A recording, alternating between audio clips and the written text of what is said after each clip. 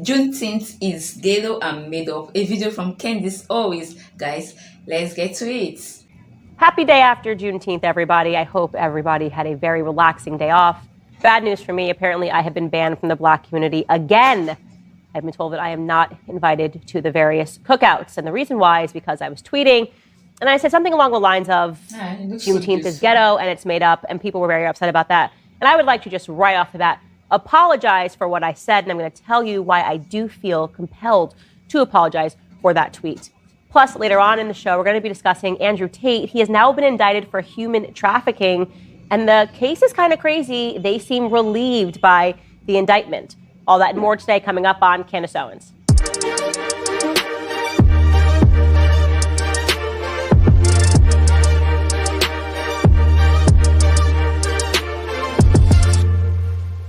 So yesterday you may have noticed that the podcast was missing. We did not drop a new episode. And maybe some of you guys ran to the conclusion that it's because I'm Black and it was Juneteenth and I was out celebrating. But no, actually, I was very sick yesterday, extremely sick yesterday. So I had to actually take a day off. There were no celebrations at my house, nor would there ever be celebrations at my house for Juneteenth. But in my delirium, as I was laying in my bed, I did send out a tweet and I wrote right to the point that the Juneteenth holiday is still ghetto and it's made up. Then I put my phone away. I was coughing up a lung. I was in bed and I came back and I was trending everywhere. And Black America was so mad at me. They were so mad at me. They said that I could not come to the cookout again, that I was not invited. In fact, a lot of people said that Candace is saying this because she hates Black people. Well, right off of the top, I want to apologize for sending that pithy tweet. Had I had known that it would go so viral, I would have put much more effort into it. Unfortunately, what I'm sorry for is the fact that Twitter is so limited in characters. We should be able to say more on Twitter. And I feel like today I can finally say everything that I want to say about why this holiday is ghetto and, in fact, made up. But the feedback right off the bat, this is why you know that Black people have become increasingly emotional and irrational, accusing me of being racist, accusing me of hating my own skin color because I don't want to celebrate Juneteenth. This is what always happens. If you criticize a Black person, the number one thing that they say is that you're doing it because they're Black. This is what happens after years of sustained BLM messaging. BLM has actually rotted Black American brains. I'm serious. It's a virus in their brains. They can't even think rationally. They don't even think, oh, why would a Black person want to report racistly on another Black person? That defies common sense. They don't have common sense.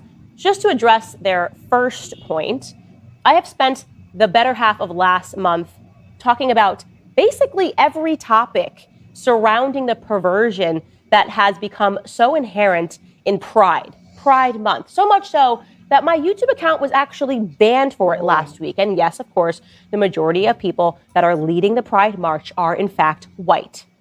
Last week, as another example, I looked over the people that we covered. Megan Fox, Lance Bass, Conor McGregor, Madonna's daughter, Anthony Bass, baseball player, The Chosen series, and the Pride flag debacle, the Duggar family questioning whether or not it was moral for them to speak out against their family, Quentin Tarantino. I actually had to search and dig deep to see where are the Black people that I've covered on this show. And it turns out that I covered 3 Black people. Jamie Foxx, and this is, by the way, over the last 3 weeks. Jamie Foxx was one of them, and I did not cover him in a derogatory manner. We just discussed the news piece that people are alleging that he had a stroke because he got the COVID vaccine. I then criticized 2 Black people, the first being Lizzo, because I find it perverse that she celebrates being fat all the time, and it is bad messaging when fat is in fact the number one killer in America right now. And Mizzy, the Black TikToker that went viral in the UK for quite literally breaking into people's homes and recording their reactions. He has since come out and apologized for his behavior. But what was interesting about those 2 Black people that I covered is that in both instances, I was accused of being a racist. Lizzo, her fans have said, you're only saying something about her weight because she's fat and Black. If she was just fat in another color, you wouldn't be covering this. So then I had to produce content to show them that, no, I cover fat people of all different races. Of course, we've covered fat people that are Hispanic on the show. We've covered that fat man that is literally eating himself to death on YouTube multiple times on the show. But when a Black person's got to be because of the color of their skin. And then Mizzy, of course, notoriously went on Piers Morgan, and when Piers Morgan asked him factual questions about the dangerous pranks, quote unquote pranks, that he was committing on other people who had children in the home at the time, walking into somebody's home when they have a small child, Mizzy instantly said, oh, why? Because I'm a black guy? And Piers Morgan rightfully said, no, it's because you are an idiot, right? So when I cover black people on the show, I'm typically covering them because they are doing something that is idiotic, not because of the color of their skin. But again, that BLM rot, it takes a while for it to recede. And there were other people that took issue with the fact that I used the term ghetto. Oh, no. You can't say ghetto and a black issue, a black person, or a black holiday in the sentence unless you are being racist. And this is what they tend to do, right?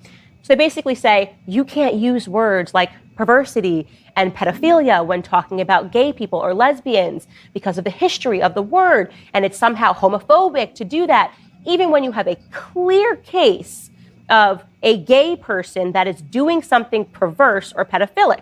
They try to ban the words that actually make sense in the context that you were talking about by saying that the word itself is problematic. I used the words, the vocabulary words that were at my dispense, right? I was talking about ghetto as an adjective. They knew what I was referring to, the colloquial term of ghetto behavior, because that's what I meant. When people take this day off, when they are celebrating, for whatever reason, they think celebrating black freedom, it somehow means that they're allowed to get ghetto. So let's address that. Let's just take a look around the United States and see how they celebrated. Here's the first example that we have of how some black American young children, it looks to be like they're in their teens, tweens, celebrated at a McDonald's. Take a listen.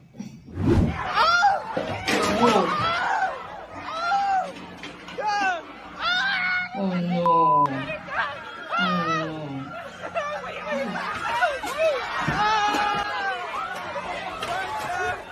Look at these workers.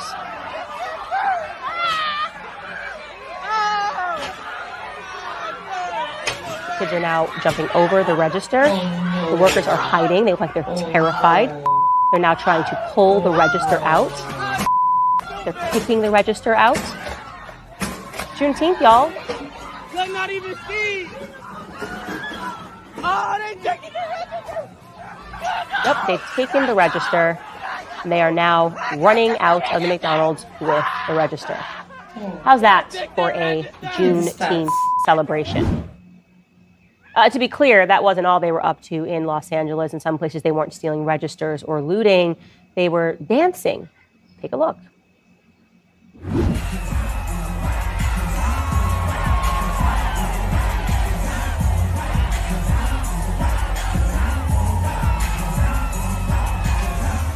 Nothing says I'm enjoying my black freedom quite like twerking on top of a Wing Street and Pizza Hut in front of a large crowd. But in other instances, they just went ahead and got violent. Here's what happened in Milwaukee. Take a look. A scary ending to a day meant for celebration. As thousands were heading home from the Juneteenth festival, chaos broke out in the street. It's sad. How can we celebrate when it's our own, our children that are doing the shootings? Camelia Pickett was nearby with her family when gunfire erupted. They ran and took cover. And that's not the only place where shootings happened. Here's what took place in Chicago at the end of a Juneteenth celebration. And tonight, 22 people are wounded and one is dead after a mass shooting in west suburban Willowbrook. New video shows the moments after the chaos in the parking lot of a strip mall near Honeysuckle Rose Lane and Route 83. People were gathered here to celebrate Juneteenth when those shots were fired around 12:30 this morning. So we won't know what the total death toll is. That will take a couple of days, of course, but CBS is reporting that there has been a spike in Juneteenth weekend. Mass shootings in communities took place across the U.S., killing at least 12 people since Friday and injuring more than 100 people.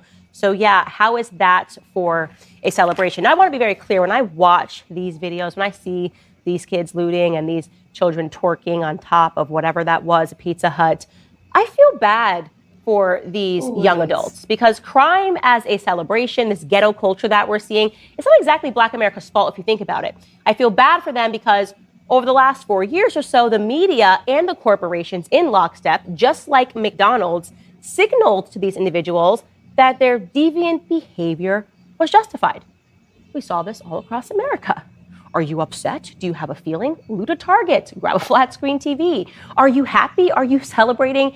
Get you and your homies together for a cookout and be sure to have some shootouts. This is normal. This is totally normal behavior. We're not going to talk about it, by the way, because it's black on black crime. We only talk about it in the extraordinary circumstance that it's a white individual that shoots a black person, even though that circumstance, like I said, does not happen nearly as much as black on black crime because nobody wants to talk about it. We don't want to fix anything. So what actually is Juneteenth? That's a very good question. And one, by the way, that every major news organization feels compelled to try to answer every time the holiday comes up. I'm not kidding. The Wall Street Journal, CNN, the Washington Post, CBS, you name it. Everyone has to task a reporter with writing an article to explain what Juneteenth is because apparently nobody really knows exactly what it is. I mean, take this tweet from Charlie Kirk describing that phenomenon right off the bat. He wrote, "People sure do get riled up when you tell them the truth about Juneteenth. Did you know, according to Gallup, on the eve of it becoming a federal holiday, 60% of Americans knew little or nothing about Juneteenth. Joe Biden didn't post a single tweet about Juneteenth until 2019. We created a new National Independence Day because we allowed a bunch of Marxists to morally blackmail the American public post George Floyd. Screaming racist doesn't change the facts." And there it is. That is the truth that Black Americans do not want to address. Why on earth did we mint a new federal holiday? There hasn't been a new federal holiday minted since 1983, since before I was born. And that holiday was MLK Jr. Day. Since then, nothing. But then suddenly, in 2021, when the Democrats get back into power and Joe Biden is president, the first thing that they do is they mint Juneteenth as a holiday following a year of racial unrest. Because what is Juneteenth? It's BLM as a consolation prize. It's Democrats saying, I know we've just used you for 4 years while we were not in power to riot, to loot, to cause disturbances, to burn down billions of dollars of private property, to burn down your own neighborhoods. Now, before you wake up to the fact that we keep using you emotionally, that we kept the race narrative at the forefront, and we wanted you to loot and riot during the George Floyd riots, and the magic of the money that disappeared, the millions upon millions of dollars that were given for Black Americans that you guys are never going to see, before you start to realize that that's pretty shady, that we might have had something to do with it, let us first offer you this consolation prize. Here's Juneteenth.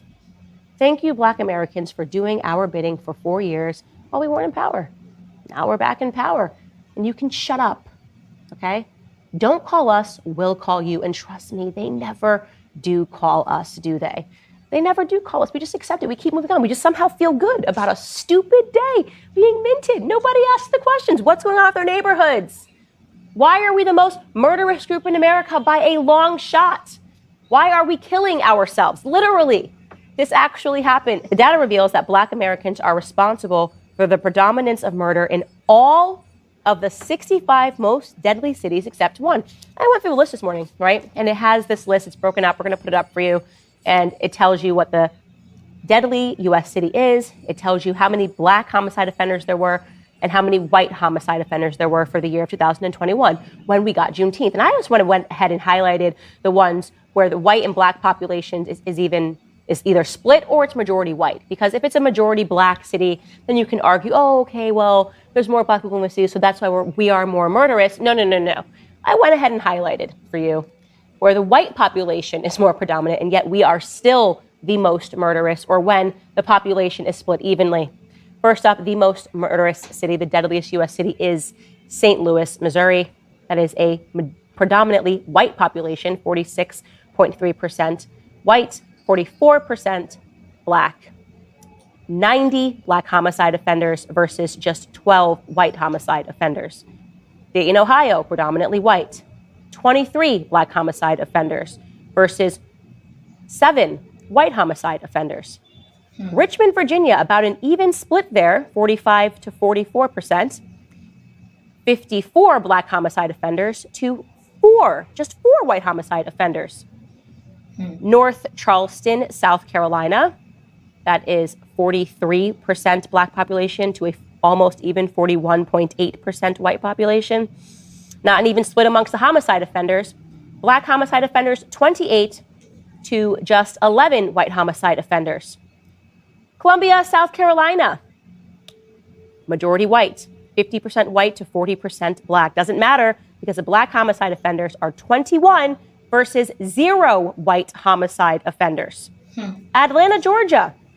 Now, this is 48% black versus 41% white population. In Atlanta, Georgia, 101 black homicide offenders versus just 1 white homicide offender. Indianapolis, Indiana, majority white. 75 black homicide offenders versus 24 white homicide offenders. Little Rock, Arkansas, majority white. 46 black homicide offenders versus 3 white homicide offenders. Let me know if this is upsetting you, Juneteenth people that like to celebrate and pretend that we don't have real issues that we need to face and that this wasn't a consolation prize, because I'm not done yet. And I'm just going to go over the first page here. There's a whole second one. Basically tells us the exact same story. Chicago, Illinois.